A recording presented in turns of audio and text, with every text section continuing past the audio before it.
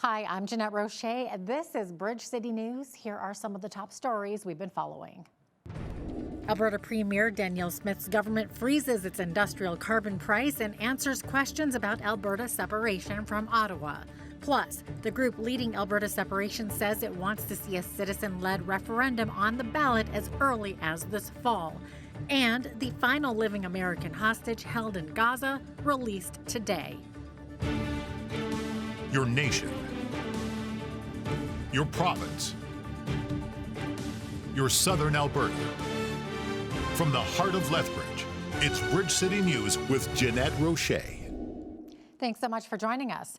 Alberta Premier Danielle Smith says her government is freezing its industrial carbon price effective immediately at $95 per ton of emissions. The industrial carbon price had been scheduled to increase to $110 next year and continue rising to $170 per ton by 2030. Smith says Prime Minister Mark Carney's move to cancel the federal consumer carbon tax shortly after he took office in March is an indication of where the discussion is at. The fact that the first action that Prime Minister Mark Carney took was to eliminate the retail carbon tax shows you that that price had gotten too high to bear.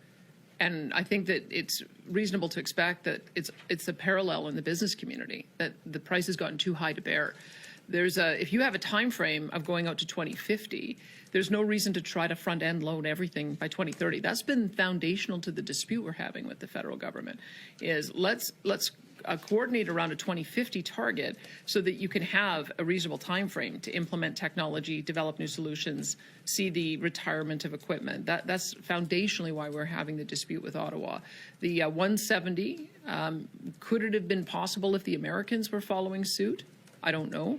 But you may have noticed there's a change of direction in the United States since November, which has caused a massive recalibration of everything in Canada. And if we want to be able to compete and integrate with our largest consumer, then we've got to have a reasonable level of increase. So as you've seen, we're not proposing it goes to zero.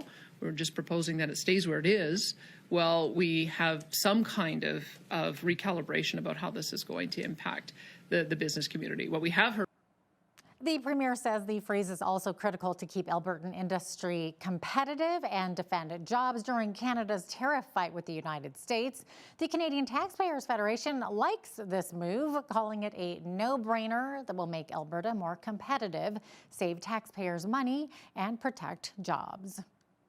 Alberta separation also came up at today's news conference. The Alberta Prosperity Project, which is already moving full steam ahead with a citizen-initiated referendum, today released the question it wants to see on the ballot. The question reads, do you agree that the province of Alberta should become a sovereign country and cease to be a province of Canada? Premier Smith was asked about it. Sign up on a website saying that they will ultimately sign a petition is one thing. Getting the physical signatures signed up is another. That's why we have to wait for the process to play out. We haven't yet passed the legislation, and so once the legislation passes, it'll be pretty clear what the timeframes are. I know that there are several groups out there that are proposing different timelines, different questions, and so I'll wait to see which one garners enough signatures and actually gets a petition campaign going. Before I would comment on that. But I've made my position clear. I support a sovereign Alberta within a united Canada, and it's my job to see if we can get a new deal with Ottawa so that I can convince more Albertans to feel the same. The Prosperity Project has said it would like to see a referendum as early as this fall. And what do Albertans think about all this talk of separation? The Canadian press went out and asked. Our economic growth has been stifled for decades. We haven't been able to get manufacturing out here. There's a lot of things that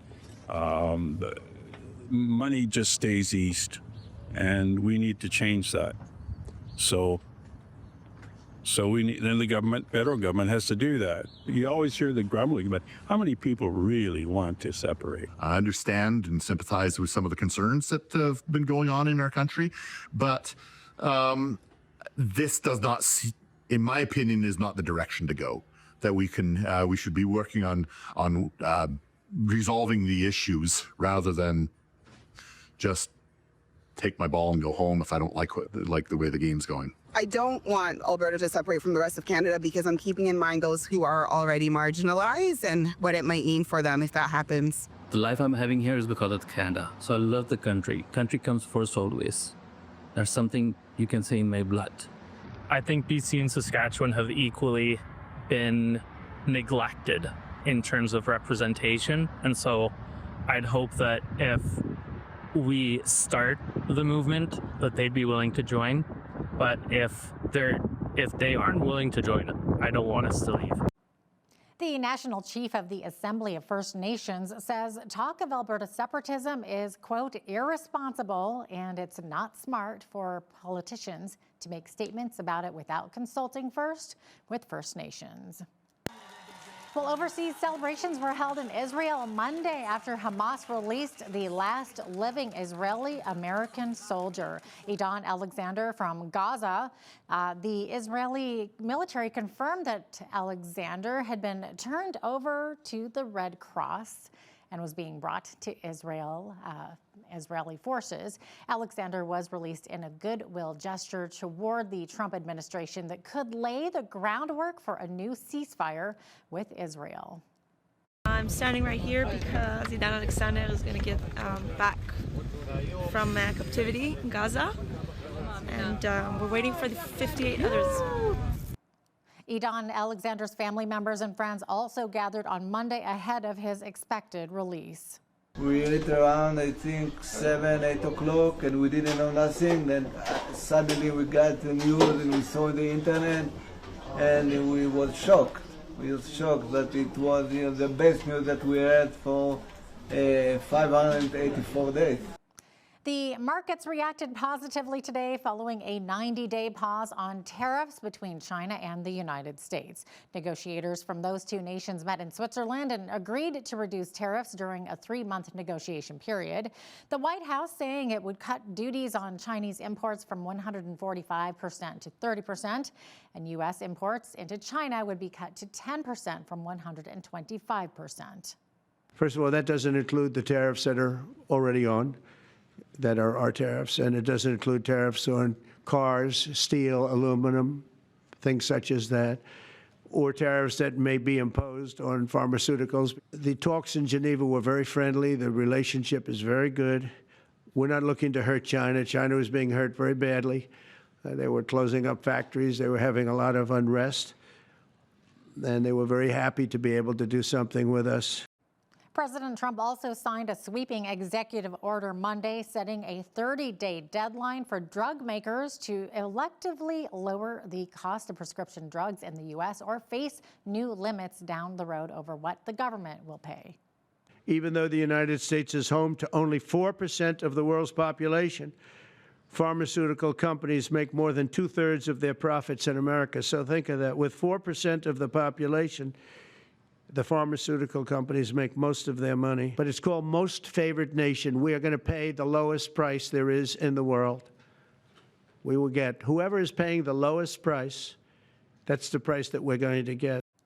Now back here in southern Alberta, more than 4,000 doses of fentanyl worth of approximately $80,000 were taken off the Lethbridge streets after police arrested a 39-year-old man who was found sleeping at the scene of a break and enter on May 11th. When the man woke up, he provided a false name to police, resisted arrest, and attempted to flee on foot. He was apprehended a short distance away along with fentanyl, cannabis, cash, and a taser. Jade Levi Trotter of Lethbridge is charged and scheduled to appear in court on May the 13th. Lethbridge police have located and arrested a man charged in connection with a sexual assault investigation. 26-year-old Terrence Cooper Dane Many Gray Horses of Lethbridge is charged with 2 counts each of sexual interference, sexual assault, and unlawful confinement. He has ties to both Lethbridge and the Blood Reserve. We will have more details to share once more information becomes available.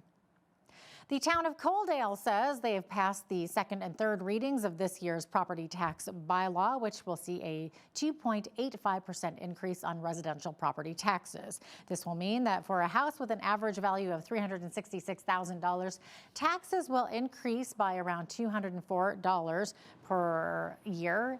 Coaldale residents, however, will still pay 6% less in annual property taxes than Lethbridge. Additionally, the town's non-residential municipal mill rate will increase by 3.2% and yet is still 49% lower than Lethbridge and 12% lower than Tabor.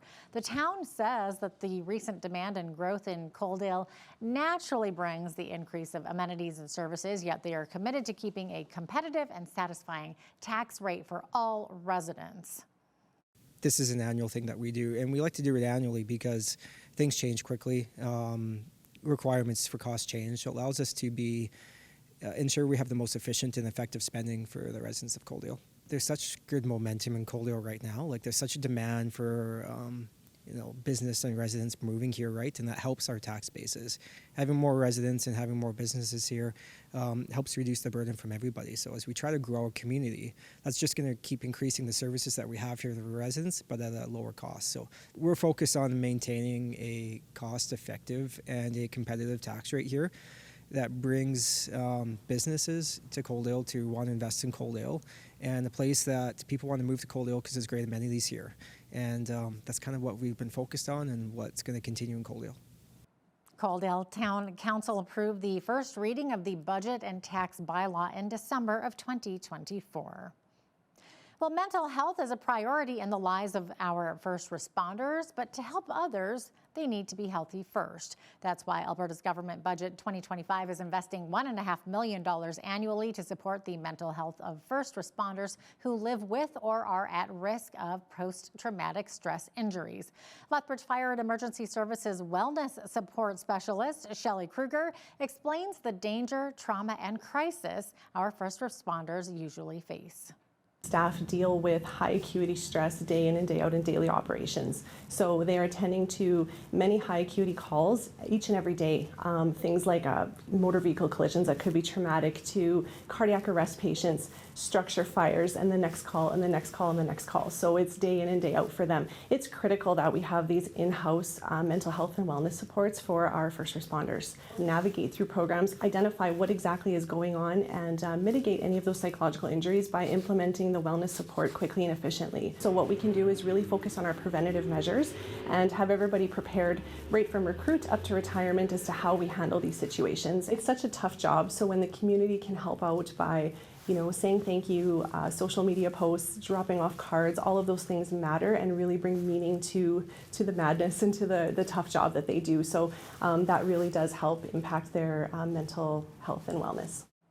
The province says this funding ensures Alberta's police and peace officers, correctional workers, paramedics, and firefighters, including wildland firefighters, get the help that they need.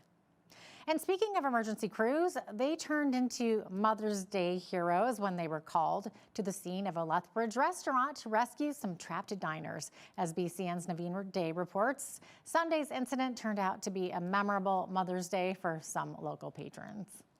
It's almost like those fairy tale stories and movies where a maiden is trapped up in a tower waiting for her hero to rescue her. Almost. What unfolded at a Mother's Day lunch at the Water Tower Grill became a memorable story for two women with physical limitations after the restaurant's only elevator broke down. Usually a Mother's Day is one of the busiest days for us for the whole year, and we had 200 customers in the lunchtime. So they all came in between 11:15 to 12, and probably we use a lot of flights up and down. Elevator sends it hot temperature, and it started shut down. With no timeline when the elevator would be fixed, patrons were required to go up and down the stairwell, which consists of 150 steps. 911 was then dispatched to assist two patrons who had physical limitations. Initially, two trucks from this station, the downtown station, were dispatched. We have an aerial unit called our tower, which along with our rescue truck, we went to the scene to kind of assess things and see what we needed to be able to assist these people out of that building. In the process, we put our aerial device up and looked at the reach for that, as well as we accessed the upstairs of the restaurant and made access with the patients and talked to them and figured out what their physical limitations were and what we were looking at in terms of getting them out, and then came up with a game plan from there. Usage of the aerial device was ruled out to rescue the two damsels in distress. However, it was used in a tertiary role to shuttle equipment up and down to carry out the rescue mission. A special wheelchair was deployed that allows rescue crews to transport individuals from tight spaces and through stairways. Canal adds the crews even helped him, making sure his patrons were at ease during the ordeal. Thank you very much for doing this thing, and I couldn't have done without them for sure. And the efficiency and the calmness what they have had, the customers at the end of the time they were a little anxious because it was quite a while there, and when the emergency came they thought, oh, it's going to be a problem. So they were able to calm down. They were very quiet, polite, and no complaint at all, and everyone was very appreciative to them. And just like the fairy tales, once they were rescued from the tower, the individuals went on to live happily ever after. For Bridge City News, I'm Naveen Day. Well, here's something churchgoers will agree with. Worship is good for your health, and attending worship services can even extend your life. Research from Vanderbilt University in Tennessee revealed men and women between the ages of 40 and 65 who attend church reduce the risk for mortality by 55%. Our BCN's Heidi Echeverria chats with a musician here in Lethbridge, and this is what he has to say. You are waymaker, miracle worker, promise keeper, light in the darkness. My God, that is who you are. Have you ever wondered why we worship? More than just a Sunday routine, worship is a profound expression of the human heart toward its creator. It's not just about singing, but about recognizing who God is and who we are in relationship to Him. From the beginning, the Bible shows us that worship is not optional. It's essential to our connection with God and aligning our life with His purpose. I genuinely think that worship has such an important part in our daily life because every day is chaos now. Every day is so unexpected. Every day we don't know what the day has in store for us. Worship is that one moment where we're able to let go and let God. We're able to let everything fall away. We're able to just have a genuine, authentic time with our Creator and really open ourselves to what He has planned for us. Worship is almost like a renewal and refreshing of your spirit and your soul and your mind. And when you have that, it's almost like a recharge before you take on your day. Studies indicate attending worship services is associated with less stress and greater longevity. But it's not just about worship. It's about everything else that members of different congregations receive. Marina Bruce, a social and behavioral scientist and associate director of the Center of Research on Men's Health at Vanderbilt University, says more. Any place of worship, any place where groups gather together to worship, it could be a church, it could be a temple, it could be a mosque. Church attendance still mattered. So that was quite significant, because most assume that people go to church for the social support. Actually, we found that they go to church for factors beyond social support. And that's where we begin to think about this idea of holiness, this idea of compassion, thinking about that we are participating in trying to improve the lives of others, as well as being connected to a body larger than ourselves. According to the National Library of Medicine, a 14-year follow-up study in Canada that included over 12,000 participants found that monthly religious attenders had a 22% lower risk of depression compared to non-attenders. When someone comes into our church or into any church, you don't know what that person is going through. You don't know what that person is struggling with. And they could be coming to Sunday for the first time. They could be coming to Sunday for the last time. They've decided they don't want to do this anymore. Worship can be that moment where that person can actually be impacted, where God can, through our worship to Him, God can use the worship to talk to that person, and that person can have a genuine connection or an authentic revelation with God in that moment.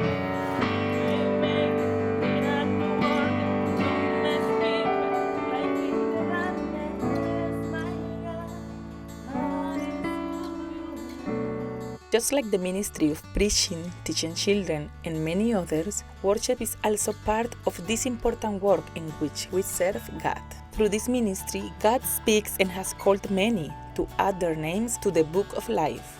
At the end, worship shapes not only our faith, but also our life, offering peace, purpose, and a deeper sense of belonging, while being beneficial to our health. For Bridge City News, I'm Heidi Echavarria. Thank you, Heidi. A severe thunderstorm watch is in effect for the Lethbridge area this evening and a risk of a tornado as well. And more thunderstorms expected Tuesday. I'll be right back with a full look at weather.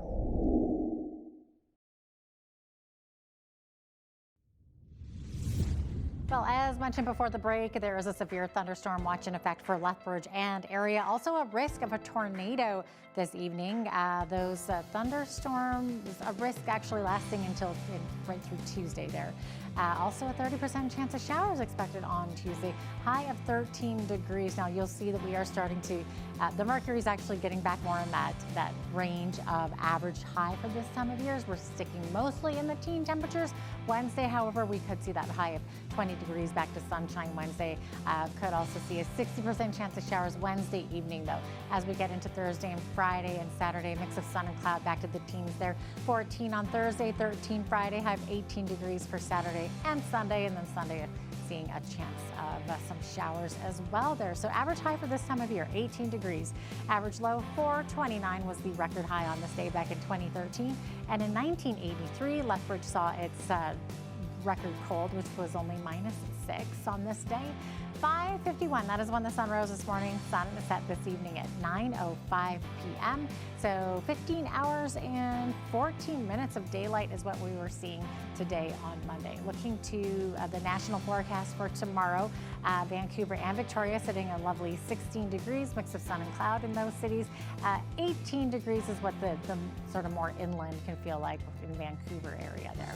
Edmonton, 30% chance of afternoon showers, high of 21, 18 for the high in Calgary, also 30% chance of showers and a risk of thunderstorm there as well. As we look to the rest of the prairies here, clearing skies in Saskatoon, high 19 degrees there. Sunshine in Regina, high of 22.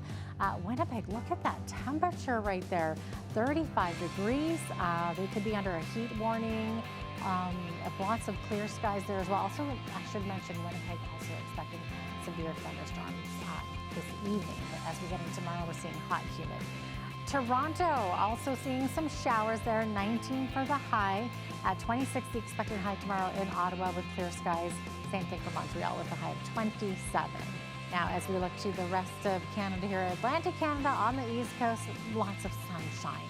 Beautiful, beautiful conditions. 18 for the high in Fredericton, 16 Halifax, 9 degrees only in Charlottetown, and high of 5 only in St. John's, and St. John's seeing a mix of sun and cloud and 20 to 40 kilometer per hour winds. There you have it. That is your forecast. Well, the rallying cry of elbows up is seeing some Canadians' U.S. trips go way down. Stats Canada says the preliminary April figures show return U.S. trips by land and air have declined for the 4th consecutive month. Canadians have, some Canadians that is, have canceled their U.S. trips in protest of U.S. tariffs and President Donald Trump's repeated 51st state comments about annexing Canada. Return trips by air fell by nearly 20%, while land border trips dropped by more than 35% from the same time a year earlier. Bell Canada is launching a campaign to prevent competitors from reselling fiber internet service on its network. Build, Connect and Grow Canada is targeting a February decision by the CRTC allowing telecom giants to sell internet service in regions where they don't own fiber networks by paying the local incumbent to use their infrastructure. Bell is against the policy, which the CRTC has said it will reevaluate this summer after further study, saying it discourages major providers from investing in their own infrastructure. The company responded to the February decision by cutting $500 million in investment plans this year and slowing down its fiber network. Now here's a look at today's markets. The TSX was up 174 points to 25,532. The Dow was up 1,160 points to 42,410.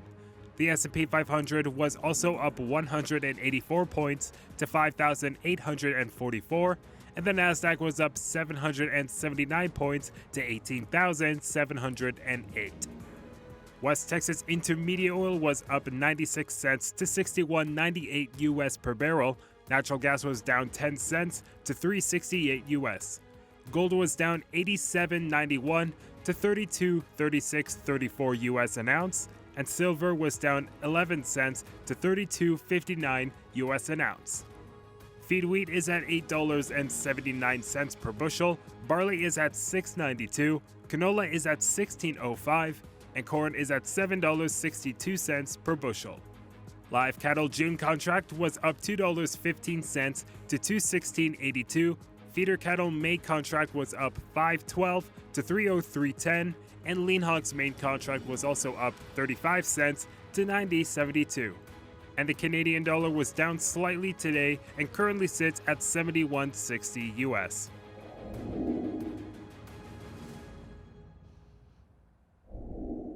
Recapping one of our top stories today, the Alberta Prosperity Project, which is already moving full steam ahead with a citizen-initiated referendum for Alberta to separate from Canada, today released the question it wants to see on the ballot this year. The question reads, do you agree that the province of Alberta shall become a sovereign country and cease to be a province of Canada? Premier Danielle Smith says she supports a sovereign Alberta in a united Canada and will work towards securing a new deal with Ottawa. The Prosperity Project has said that it would like to see a referendum as early as this fall. U.S. President Donald Trump is off to the Middle East for the first time in his second term. Also, the U.S. and China agreed to a 90-day pause on tariffs, and Zelensky and Putin are scheduled to meet on Thursday in Turkey. Lots to discuss with our foreign affairs expert, Lisa Daftari, coming up next. Also, when you see news happening in your community, be sure to send us an email at info@bridgecitynews.ca. You can also visit our website or our YouTube channel anytime to check out more of our stories and interviews.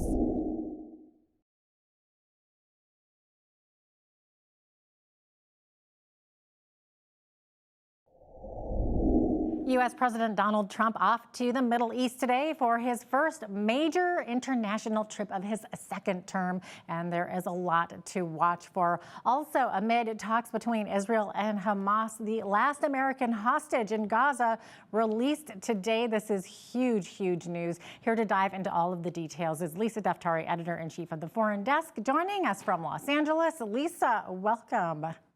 Thank you for having me. Great to have you as always. So Lisa, as the president makes this huge trip to Saudi Arabia, Qatar, and the United Arab Emirates, I know there's a lot going on and a lot to watch for, but what are his top priorities this week while he's there?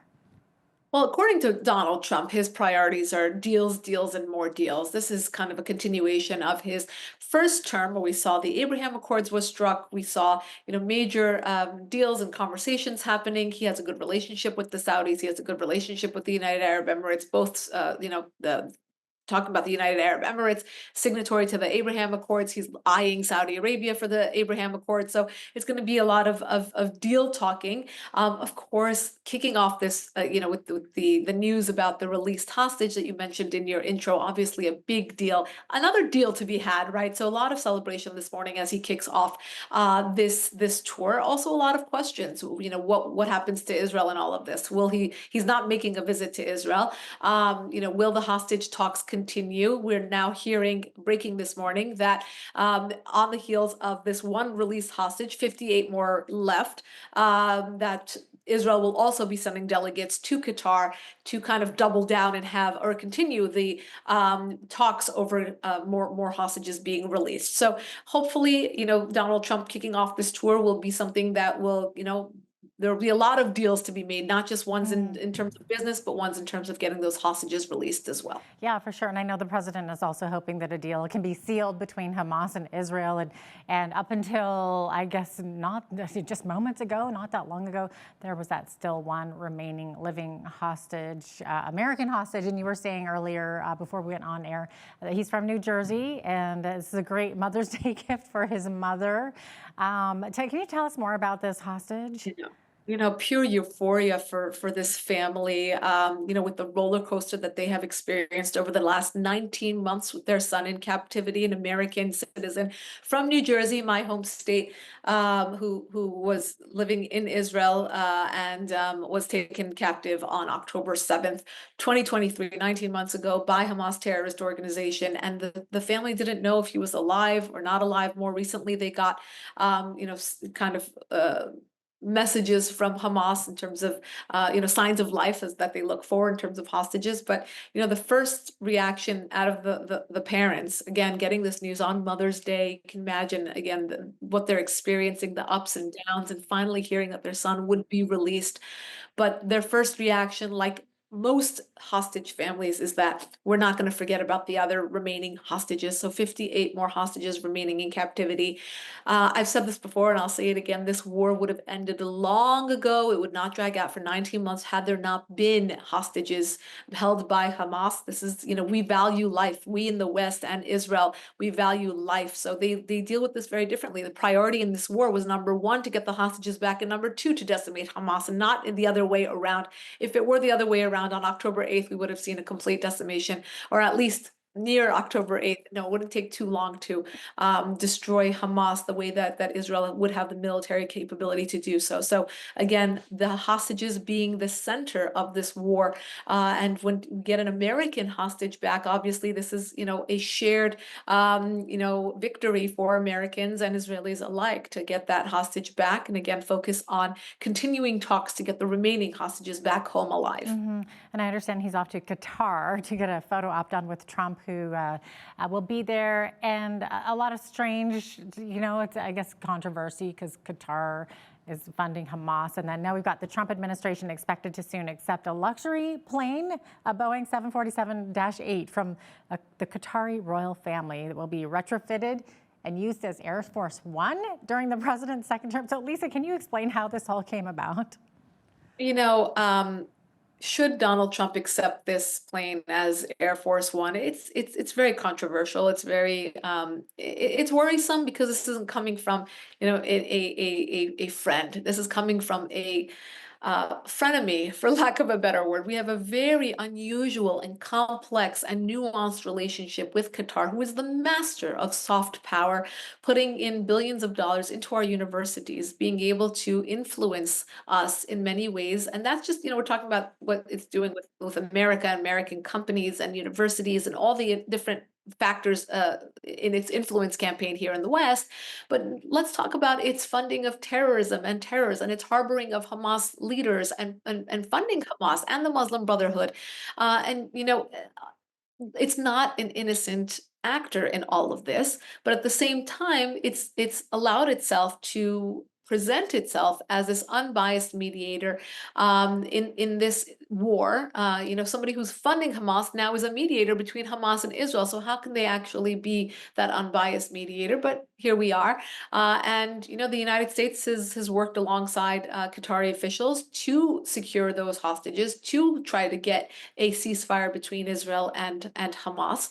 But at the end of the day, again, they're not innocent actors. To accept a gift from them. And I know Donald Trump finds himself in a very complex situation, wanting to work with the Qataris, wanting to strike deals with the Qataris, but at the same time understanding all the different complexities here. Yeah, I understand that there's been criticism that it's a bribe, but Trump is saying, no, it's a very public and transparent gift. What's in it for Qatar? Why are they doing this? Yeah, it is a bribe. It's soft power. It's, it's sweetening the deals that may be, had. Qatar has this very unique ability to fund terror, fund Hamas, fund the Muslim Brotherhood, put its billions of dollars into radicalized extracurricular groups on our campuses. You saw the encampments, you saw the children, the students at Columbia and at Penn, at UCLA, who are putting up these encampments and damaging property and being radicalized. A lot of that money is going towards those kinds of influences on college campuses, bringing in radicalized professors, radicalized chairs, again, having a major influence, but it's soft power. It's not war. It's not, they're able to package this influence in a way that looks like, wow, they're very much into the arts. They're into academics. They're into our science labs. They're into, promoting education and academics. And they just recently hosted a major tech conference in Doha, again, trying to have a soft face of Qatar. But again, what are they doing on the sidelines? Funding these terror organizations, harboring the terrorists within their borders. What were the leaders of Hamas doing on October 7th? They were sitting very comfortably in their homes in Doha and watching this terror, this barbaric horrific attack on Israel from their homes in Doha. And again, we wake up in the morning and the Qataris are now at the center of this war, trying to, be this, again, unbiased mediator in the middle of all of it. So there's a lot of questions. And I don't think that this gift, it's not a bouquet of flowers or a bottle of gin. It's an actual, a major multi-million-dollar jet. Correct. That will be used as Air Force One, nonetheless. I mean, lots of questions, lots of skepticism about this one. Oh my gosh, I hope that they are smart about that one. Okay, so while Trump is busy striking deals in the Middle East, it looks like the White House also announced another deal. So U.S. and China, they put a 90-day pause on tariffs. And Lisa, these are significant, as these are tariffs that are in the hundreds of percentage points, right? So yes, these two really have a symbiotic relationship, don't they? China needs the U.S. and vice versa, at least for now. Absolutely. And, yeah. Yeah, and I think Trump's point in all of this was that there will be a deal that will be made. It has to be a good deal, and that's really his ideology across the board. That's his philosophy. That's what he sees in the world. He's just going out and getting good deals. So with China, he knew it was going to be kind of like this horrific kind of punitive measure before they sit down and strike a deal. That's what he wanted to do. He wanted to bring them to the table, having some leverage, and that's what he did. The markets are responding. I was going to say, again, yes, it's a lull. It's a break in all of this. But a lot of people are speculating that it will go back to something similar to what it was before, perhaps a little higher or lower, but it will benefit the United States, and it will, kind of bring some sort of attention to China and say that this is not going to be the old regime. We will be blowing the whistle. We want to have a better deal. We want to have America not taken advantage of, and we want to have a more even playing field for all across the board. So the fact that the markets are reacting is wonderful. I hope that that as the 90 days comes to an end, we won't see a reverse of this, because it's just way too much up and down roller coaster and across the board, right? We're seeing this in terms of foreign policy, in terms of all the different ceasefires. A lot of news breaking this morning, a lot of potential deals that Trump has struck this morning, but China being one of the pieces of good news that we get this morning as well. Yeah, no, and then another one of those deals we're looking at urging from Donald Trump.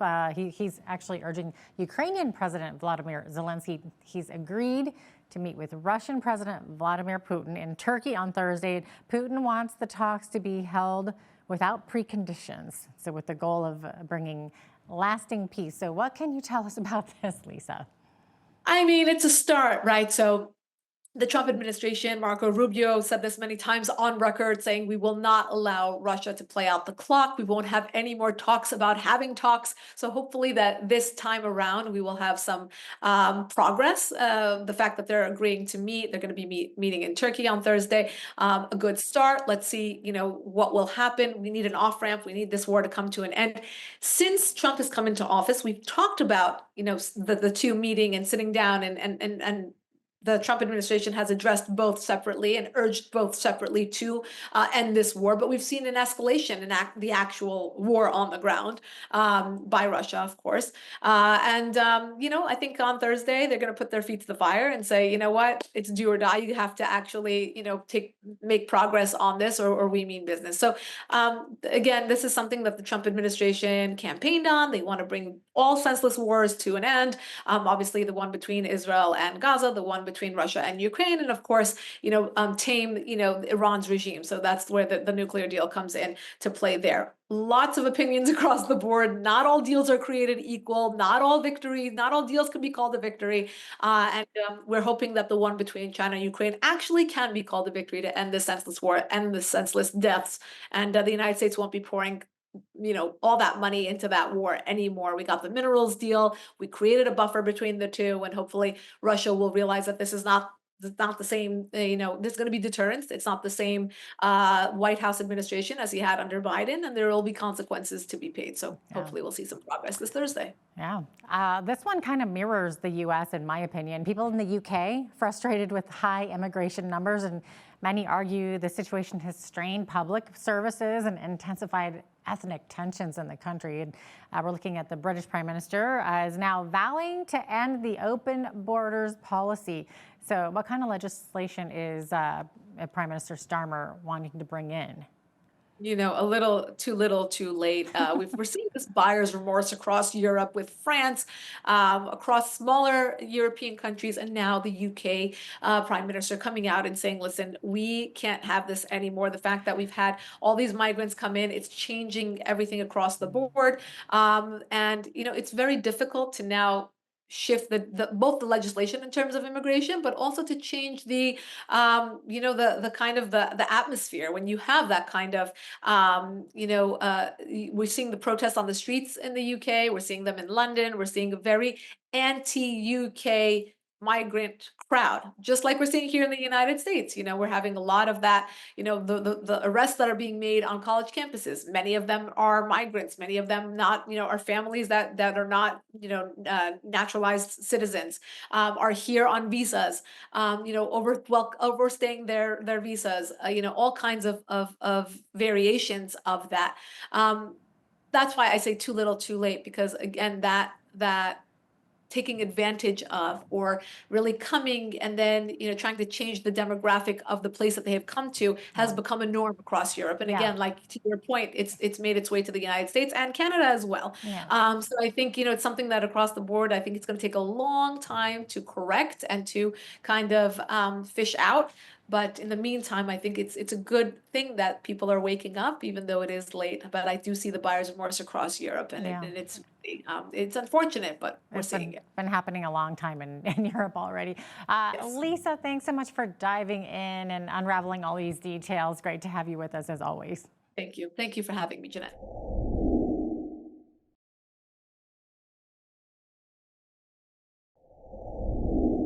U.S. tariffs and federal government restrictions on the oil and gas sector continue to be major concerns for Albertans. So is there any hope for change? Well, we're going to chat about that today with Alberta's Minister of Affordability and Utilities, Nathan Newdorf, who is also the MLA for Lethbridge East. He's joining us today from Edmonton. Nathan, welcome back. Thanks for joining us. Great. Thanks for having me, Jeanette. Really appreciate it. Of course. So why don't we start with the tariff situation with the U.S.? It's a bit challenging to keep up with what's being tariffed and what isn't. So what are the main areas currently having to pay tariffs when exporting to the U.S.? Well, there's quite a number still there. Steel and aluminum, top of the list, which obviously impact a lot of our manufacturing. Some canola products in relation to the tensions between the U.S. and China. So that's of concern for our agricultural sector, and then some of the auto sector, which is more Eastern related with the integration of that market, and anything that's not really covered by the Canadian, US, Mexico agreement, which hopefully is limiting some things, but we've definitely got to do a little bit more work to negotiate away from those tariffs as much as we can. Are there any particular sectors in Lethbridge that are being impacted more than others by these tariffs? Yes, absolutely. Unfortunately, we do have a fairly strong manufacturing segment within Lethbridge, and the steel aluminum tariffs have a great deal of challenge, present a great deal of challenge for them, as well. Like I said, the ag sector and anything canola or food related that wouldn't be covered by CUSMA can be of great concern, as a lot of our industry is related around those two product bases and sectors. So we're doing a lot of communication with our Minister of Agriculture, RJ Sigurdsson, as well as the Premier and other ministries, to continue to advocate both at our federal level and the US federal level to remove these tariffs as quickly as possible. What's Alberta doing to respond to the US? And is anything also being done to soften that financial impact on businesses and consumers? Well, in large part, it's been led by the provinces. As you know, we just came through a federal election, and we are looking forward to knowing who those federal ministers will be tomorrow as the Prime Minister unveils his cabinet. And then we can start working with the federal government a lot more than we've been able to make sure that we get combined voices to the table, to the right people in Washington, to begin the negotiations for really seeing some advancement in this. In large part, it's been led by our Premier and the Premier of Ontario to be the voices for Canada. There's more work to do, and having a cooperative federal government will be pivotal in the days ahead. For sure. Nathan, are we seeing any new markets opening up globally for Alberta exports, like maybe including the ag sector, which is huge here? Absolutely. Yeah, we've in Alberta, we've been very focused on Asia, Japan, South Korea, even into India, in that area. There's a huge demand for the products that we do have here in Alberta, and making sure we can get pathways to markets has been a primary focus. Having only one customer in the United States, as great a partner as they have been over the past, it does show a vulnerability in our economy to only have one customer. So we are very active in increasing those markets and access to those markets, and getting a very warm welcome. So we're really very, very encouraged by the signs that we're seeing early on. Good. Okay. Where are things at with the Alberta relationship with Ottawa? I know Premier Smith has laid out these 9 demands for the federal government, such as ending the emissions cap, repealing Bill C-69, as well as the BC oil tanker ban, and ending net zero mandate, allowing coast-to-coast access to export oil and gas. So realistically, is Prime Minister Carney going to budge on any of this? Well, I guess we have to wait and see. We definitely hope so. Federal elections, as many in Alberta will know, for a long time have been rather frustrating. We do often feel like the election's somewhat decided before we even get a chance to finish voting. And this time was no exception. We were much closer in getting a Conservative government, which would have been much more cooperative with our viewpoint. But we didn't get that. So now we're waiting to see who the federal cabinet will be. And we are taking every opportunity to reset that relationship and begin again with some conversations, and making sure that they know our perspective, hoping they understand why we're bringing forward the concerns that we're bringing forward. But we really are hoping to see some action out of Ottawa. We've been promised things before, a lot of words, a lot of fancy words, a lot of words that sound pretty good, but then the actions and the follow through is not there. And that's partly why Albertans are as frustrated as they are. So we are willing to give diplomacy a chance at home as well, and see if we can get a reset to that relationship and some action on some much needed items. We're looking forward to tomorrow and seeing what we can do going forward. Okay, so with that said, what will Alberta do if Carney doesn't move on any of these demands? Well, we are going to take steps to protect ourselves from Ottawa and make sure that we follow the Constitution, and make sure that we challenge them in court to make sure that the federal government follows the Constitution, so we can have clear lines of authority and that we can protect Albertans. It is literally our job, elected here in Alberta, to put Albertans first. And our Premier has been very clear on that we will take the steps necessary to make sure that our economy and our people are protected. She is going to be setting and appointing a special negotiating team within the next few weeks to, again, make a table and provide a common ground to have those conversations. But we're not just going to sit and wait for the federal government anymore, and we are not going to take it without a fight if it requires. We are here to protect Albertans and put them first, and we're going to do that to the extent of the constitutional law that we have to do that. Wow. With that said, the Alberta separation movement looks like they'll be likely meeting the requirements to force a referendum. And Premier Danielle Smith is being accused of stoking the separation fires. So what are your thoughts on that? Well, I don't believe we are. I believe that we are trying to follow the Constitution, and for better or worse, the Constitution does provide an understanding if the people of any province feel frustrated enough. We are trying to follow that. We are trying to follow all the laws and treaties of the land.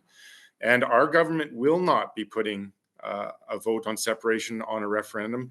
It is really up to the people of Alberta. If they choose to, under our laws on a citizen-led referendum, then we will have to listen to them. But we are not doing that as a government. We are listening to the people of Alberta. Okay. There are some, of course, who believe that Alberta should, at least to some degree, follow Quebec's footsteps in using the threat of separation as leverage to force the federal government to bend. What are your thoughts on that? Well, it's unfortunate when a relationship deteriorates to the use of threats, and to put it bluntly. And it's unfortunate that for a decade we have tried to get Ottawa to understand our perspective here in Alberta, and they just don't appear to be listening. As I said earlier, we have a new prime minister. He has come to Alberta. He has at least said the things that we need to say to help reset that relationship, but we've got to see action. And we're not going to be led down the garden path by fancy words and promises. We need to see that happen. And we are here to govern for the people of Alberta who have expressed in numerous ways a significant level of frustration.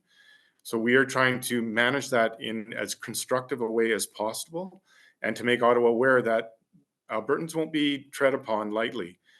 They need to be respected, and they need to be considered for what we offer Canada and for what we give and pay into equalization. We'd like some respect for that, and the people of Alberta, I think, have directed us to stand up for them, and that's one of the things that we're here to do. Okay. Nathan, you are the Minister of Affordability, so what is the province doing to make things more affordable, especially when it comes to housing? Absolutely. Well, I'll get to housing in a minute. The largest thing that we're doing to help in affordability is bringing through the promised tax cut. That's pretty significant in total. That's a $1.2 billion commitment to Albertans to tax them less and leave money in their pockets. Each individual can expect up to $750 a year every year that this tax reduction is in place. And a family, $1,500 a year. That's significant. And that's in perpetuity going forward. So we're very proud of that work to make sure that we have low taxes that helps everybody who works and pays taxes. As for housing, very proud to support Minister Jason Nixon, the Minister of Seniors, Community and Social Services, and the work that he's doing on that front to allow for supply to increase. We've seen a huge increase in housing starts.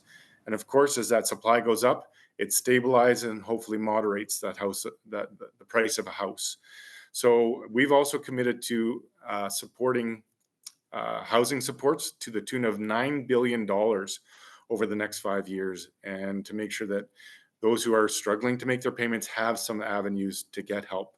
So there's a number of things we're doing on that, as well as working on lowering automobile insurance and house insurance. So lots of small steps. I know, not one huge silver bullet that solves every problem, but we're working on many directions and many ministries to help Albertans make ends meet. Okay, speaking of directions, or looking in a different direction, do you have any updates on the ongoing saga of the AHS procurement accusations? Yeah, that's one that we're watching closely, very concerned about. We want to make sure that we have transparency to Albertans, that they know exactly what's going on. The independent judicial review led by Judge Raymond Wyatt out of Manitoba, he is to have an initial report publicly available by the end of June for Albertans. We are very interested in seeing what that says and following all of his rulings. And we're making sure that every piece of information that he's asking for is made available.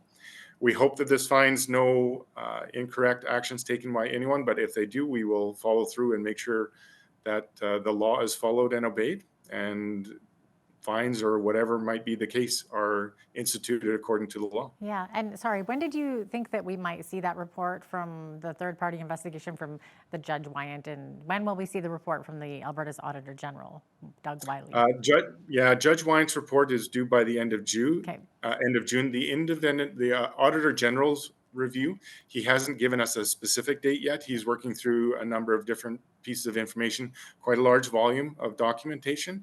It might be a little longer than that, but of course he is independent of government and will release that and his findings in due course and when he's completed his investigation. Okay. All right. Alberta's Information and Privacy Commissioner has found the provincial government in breach of its legal obligations under the Freedom of Information and Protection of Privacy Act, or FOIP Act. So apparently government departments were imposing restrictive conditions, limiting access requests to a single topic and restricting the time period for searches. So what is the government's plan to respond to this? Basically, that we're happy to work with the privacy commissioner in their requirements. And as we work through this process and understand the technical nature of what's required, we will comply with all the issues that we have to comply with. For further detail, we'll ask further questions to go to the Minister of Service Alberta and Red Tape Reduction as the ministry in charge of those requirements and rules. So a little bit technical in nature, but we're happy to comply with the Information and Privacy Commissioner to make sure that Albertans have access to the information they need. All right. Well, thanks so much for being with us today, Nathan. Appreciate having you on. Thank you very much, Jeanette. Great to be here. Nathan Dudorf is Alberta's Minister of Affordability and Utilities and also the MLA for Lethbridge East.